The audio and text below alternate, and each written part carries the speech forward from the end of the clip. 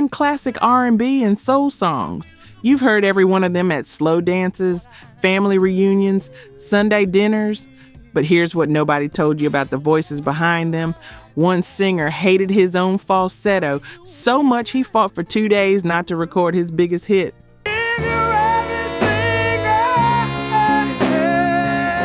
Another gave away millions in royalties because he trusted his bandmates. In one artist's signature song, she never got paid a single dollar for it. Over the next 15 minutes, you're about to discover the truth behind 10 songs that became the soundtrack to your life. Songs that almost never happened. Songs that changed everything. Songs you'll never hear the same way again.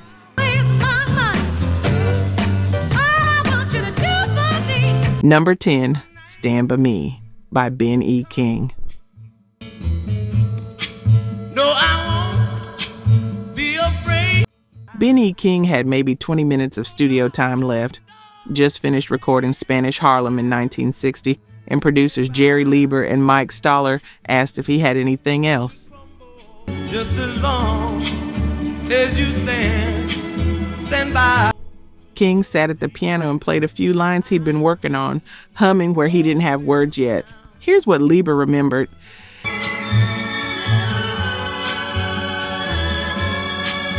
King wasn't a songwriter. He was a singer.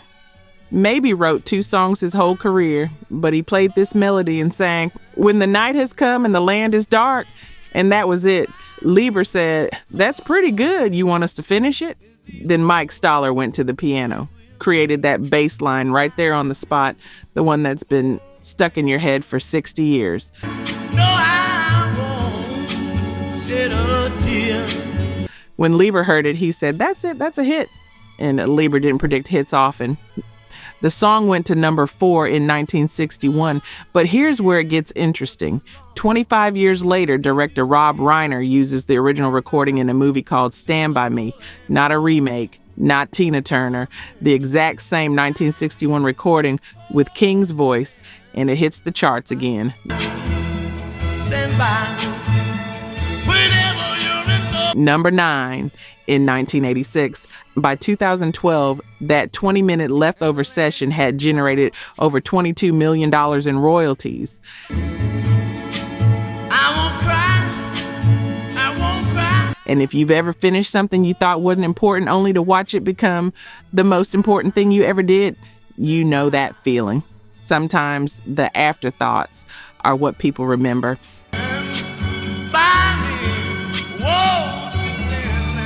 Number 9, Let's Stay Together by Al Green.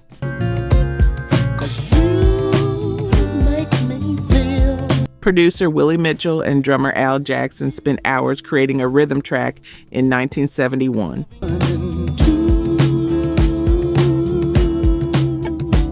Just music, no words. They gave it to Al Green. He wrote the lyrics in 5 minutes flat. Let's stay together, loving you whether times are good or bad.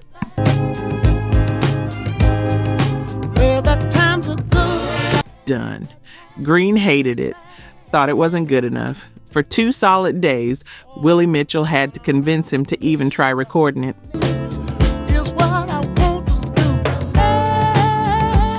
Finally, Friday night, Green agreed. Here's the problem. Green kept trying to sing it like Jackie Wilson or Sam Cooke. Big, powerful, floor-stomping soul. Since we've been together. Ooh. Mitchell kept stopping him. Don't try to handle the song, Al. Just let it happen. Let it ooze out. Yeah. They spent over 100 hours in that studio. 100 hours for a song written in 5 minutes. The real issue was Green's falsetto.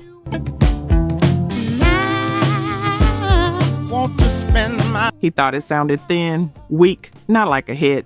But Mitchell had been searching for a falsetto voice to balance his rhythm section, and Green was it. Green just couldn't hear what Mitchell heard. Around you is all I see. Released in November 1971, Let's Stay Together hit number 1 on both pop and R&B charts, 16 weeks on the charts. Me say, sing, baby. became Green's signature song, the one that defined Memphis soul for the entire decade, Grammy Hall of Fame in 2010. And if you've ever doubted something you created, sure it wasn't good enough, only to have everyone else prove you wrong, you know how hard it is to trust someone else's ears over your own fear. So brand new. Real talk. Only 9% of you watching this are actually subscribed. That hurts a little, not gonna lie. We spend hours digging through archives, fact checking every detail, bringing these stories back to life because this music deserves to be remembered. And you're here because you care about that too. So if these videos mean something to you, if you've ever said, damn, I didn't know that, or felt something while watching, just hit subscribe. It's free, takes 2 seconds, and it tells YouTube to show this to more people who love this music like we do. Let's build this together. All right, back to the story. Number 8, I'll Be There by the Jackson 5.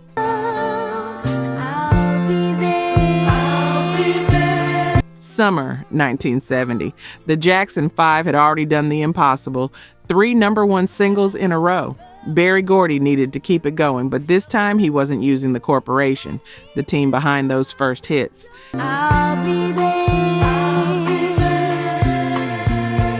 He brought in producer Hal Davis and songwriter Willie Hutch, who hadn't even released his first album yet. Someone new. I know he better be. After recording Spanish Harlem, Davis asked 11-year-old Michael Jackson if he had anything else. Just call my name. I'll be there. Michael played a simple melody on piano. Davis heard it and immediately called the musicians back. They had 15 minutes of studio time left. Then Michael made a mistake that became part of history.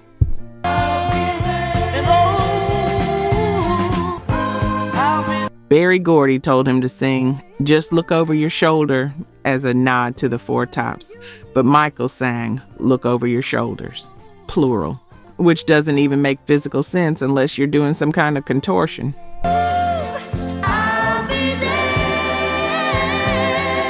Gordy kept it in the final mix anyway. The song hit #1 in October 1970, made them the first act in history to have their first 4 singles all reach #1. Yeah, baby. With a nice selfish love and respect. You know that feeling when everything you touch turns to gold and you're not even sure how it's happening? That was the Jackson 5 in 1970. I'll be there. Don't you know? 4th consecutive #1, the foundation for everything Michael would become. Call my name. And I'll be there. And all of it started because Davis asked one question with 15 minutes left in a session. I'll be there. I'll be there. Number 7, When a Man Loves a Woman by Percy Sledge.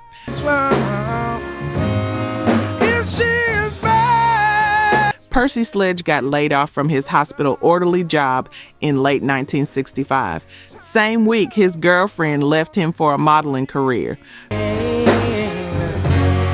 If she said that's the way. Broken, heartbroken, he was singing weekends with a band called the Esquires just to make rent.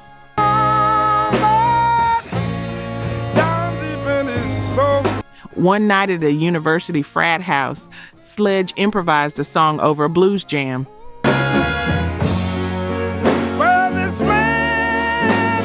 A song about a man so in love, he'll give up his money, his house, everything, even when he knows the woman is playing him for a fool. Such misery. Producer Quinn Ivey was in the crowd and told Sledge to come record it. Spend his very last dime. But here's what Sledge did next. The song was his heartbreak, his words, his melody. But because his bandmates Calvin Lewis and Andrew Wright helped him refine it, Sledge gave them all the writing credits.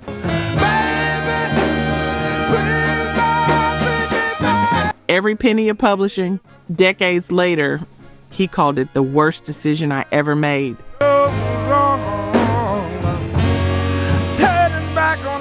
But here's what he said after that. I'm not bitter. If God wanted me to give them the song, then I'll leave it that way and never change it.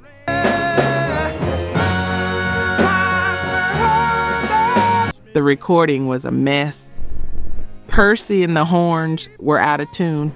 Atlantic Records wanted them to re-record it with different musicians. They did. Then they released the original off-key version anyway. Can't keep his mind on nothing else. It went to number 1 in May 1966. First gold record Atlantic Records ever released.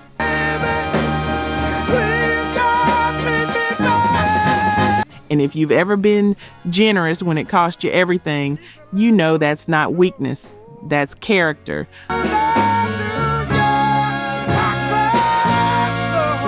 Michael Bolton took it back to number 1 25 years later, but Sledge's version is the one people remember.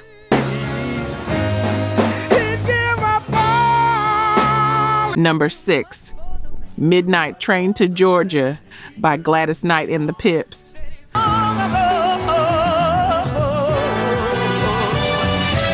Songwriter Jim Weatherly calls his friend Lee Majors the actor.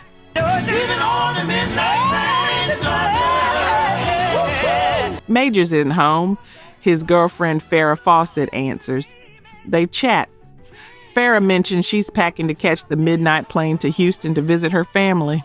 That phrase sticks in Weatherly's head. He sits down and in 40 minutes writes Midnight Plane to Houston about a struggling actress going home, but nobody wants it.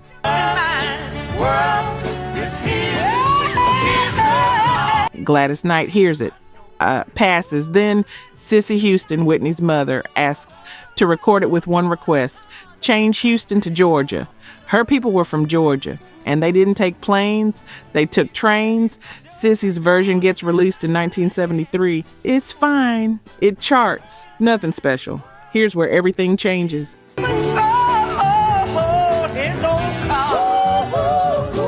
Gladys Knight hears Cissy's version and realizes what she missed. She's just left Motown, signed with Buddha Records. This is her second single with the new label. Everything's riding on it working. Producer Tony Camillo records the track.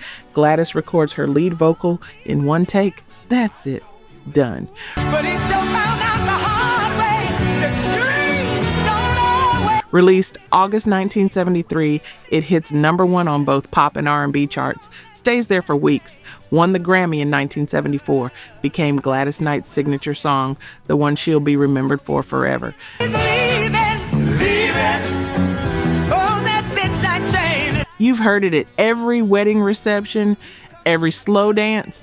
And if you know what it's like to walk away from something secure, to bet on yourself, even when everyone questions it, you understand why this song still resonates. Sometimes leaving is the bravest decision you'll ever make. Ooh, what's left of this world? Number 5, Respect by Aretha Franklin.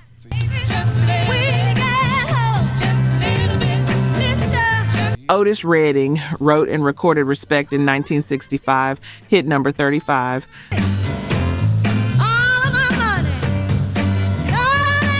The song's from a man's perspective, asking his woman for respect when he comes home from work.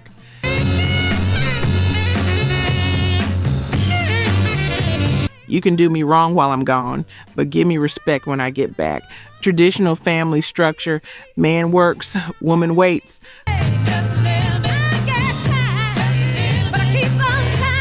Aretha Franklin's cleaning her apartment in Detroit, radio playing, and the song comes through. She loves it, but she feels she can do something different with it. Here's what happened.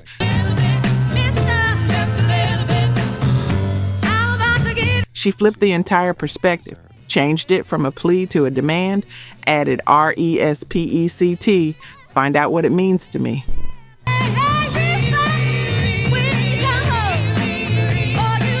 That spelling, her sister Carolyn's idea. Added socket to me, a phrase neighborhood kids were saying. Completely rewrote it from female empowerment instead of male entitlement.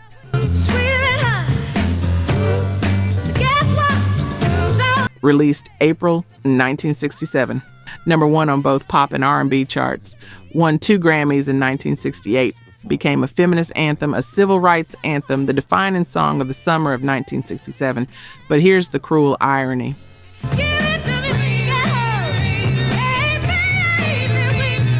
Aretha never received $1 in royalties for what became her signature song.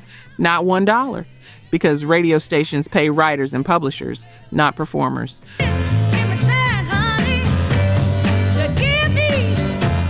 Over 7 million radio plays, 0 payment to Aretha.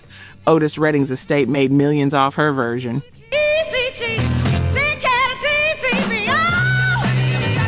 You know what's worse? Being the best at something and watching someone else collect the check. That's not just unfair. That's the music industry.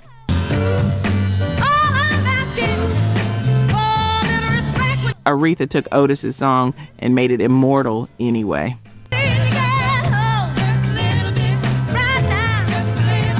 Number 4, Ain't No Mountain High Enough by Marvin Gaye and Tammy Terrell.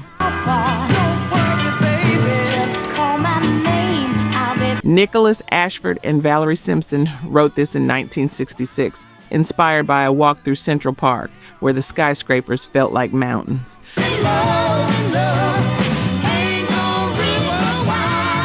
Dusty Springfield wanted to record it.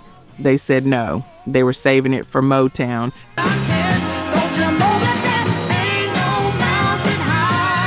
December 1966, Marvin Gaye and Tammy Terrell recorded.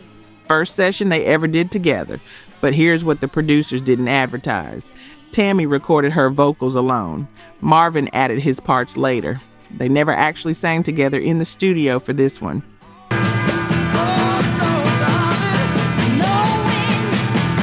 Song hits number 19, pop, number 3, R&B in 1967. Marvin says, I had no idea Tammy was as good a singer as she turned out to be. They record 4 more duets, all hits.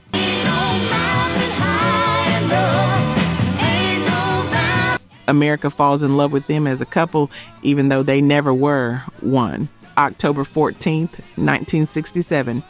Tammy collapses on stage in Marvin's arms during a performance. Brain tumor. She's 24. For the next 2.5 years, she fights it. Keeps recording when she can.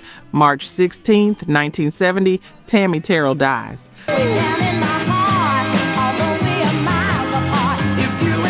Stay with me on this. Marvin's devastation over losing Tammy feeds directly into What's Going On, his masterpiece about searching for meaning in pain.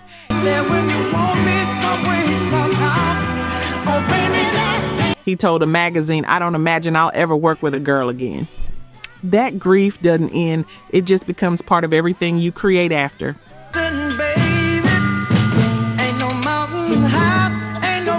And if you've ever lost someone who understood you in a way nobody else did, you know that kind of absence never fills. It just shapes everything that followed.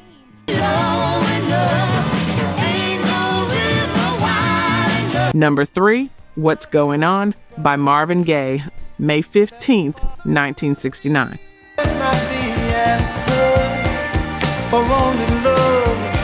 Four Tops member Ronaldo Obi Benson is on tour.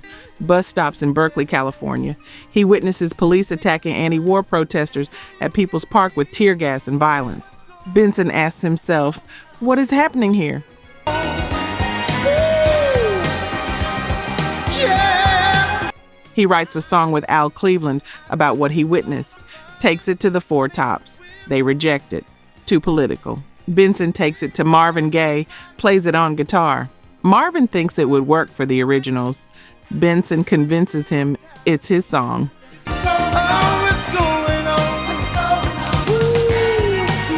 Marvin rewrites it, adds his own lyrics influenced by letters from his brother Frankie, who just returned from 3 years in Vietnam.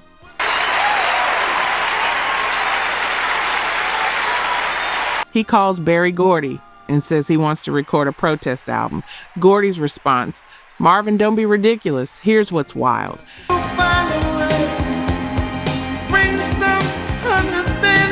Marvin records What's Going On Anyway in June 1970, plays it for Berry Gordy. Gordy says, that's the worst thing I ever heard in my life. Refuses to release it, says it's too political. Career suicide? What's going on? This world. Marvin goes on strike, refuses to record anything until they release the song. Months pass. Then sales executive Barney Owls releases it in January 1971 without Gordy's knowledge. Presses 100,000 copies. Sold 200,000 in a week.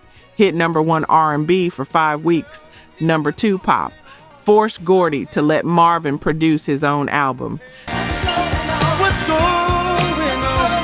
What's going on? That album became Motown's best-selling ever and Rolling Stone's number 1 greatest album of all time in 2020. Listen to this. When you believe in something so deeply, you'll sacrifice your career for it. That's not stubbornness. That's knowing your own worth. You know we've got to. Number 2, A Change Is Gonna Come by Sam Cooke. Like the river I've been running. Sam Cooke calls ahead to the Holiday Inn in Shreveport, Louisiana for reservations. Whites only motel. When he arrives, desk clerk says no vacancies. Cooke is furious. His wife Barbara says, "They'll kill you." Cooke responds, "They ain't gonna kill me because I'm Sam Cooke."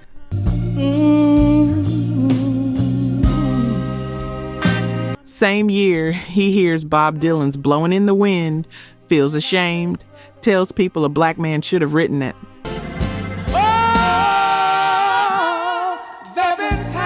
Then he watches Martin Luther King's I Have a Dream speech in August, all of it weighing on him.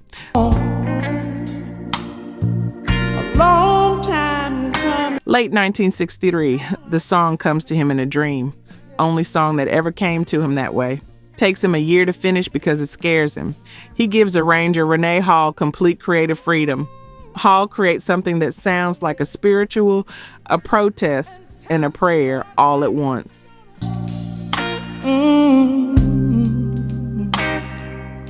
Recorded January 30th, 1964, released in February. Cooke performs it once on The Tonight Show, never performs it live again. Even drummer John Boudreaux initially refused to record it because it felt too much like death. You're not ready for this part. Back down on the knee. December 1964, the song is prepared for single release. 2 weeks before release, December 11th, Sam Cooke is shot to death at the Hacienda Motel in Los Angeles, 33 years old. Circumstances still mysterious. Long time. The civil rights movement immediately adopts it as an anthem. Barack Obama quotes it when he wins in 2008. And if you've ever created something that mattered more than your own safety, something that needed to exist even if it cost you everything, you understand why Sam Cooke's voice still carries that weight. Change gonna come. Yo. Number 1, I Heard It Through the Grapevine by Marvin Gaye.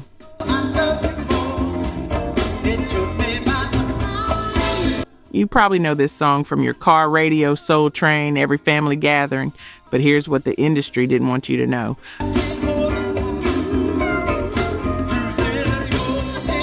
Marvin Gaye wasn't supposed to record it. The song was written for Smokey Robinson. He passed.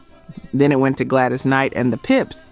They recorded it in 1967, hit number 2 pop, number 1 R&B.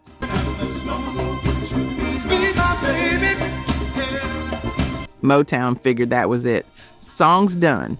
But producer Norman Whitfield had recorded a version with Marvin Gaye a year earlier in 1966. Slower, darker, more paranoid.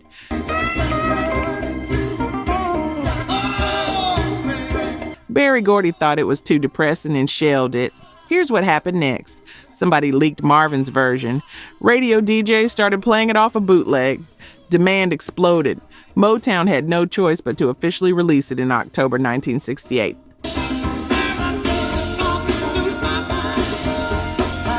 Seven weeks at number 1 pop.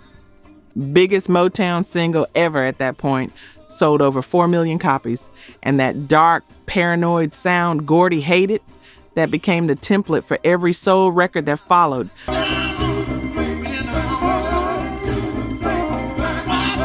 Marvin's version completely overshadowed Gladys Knight's, even though hers came first. Want to know the strangest part?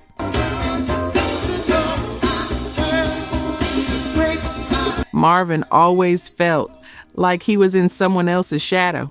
His whole career, fighting for respect, for control. This song about paranoia and betrayal, it was the one that finally made them see him as more than just a romantic singer.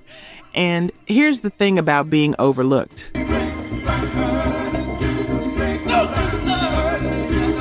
Sometimes what makes you different is exactly what makes you irreplaceable.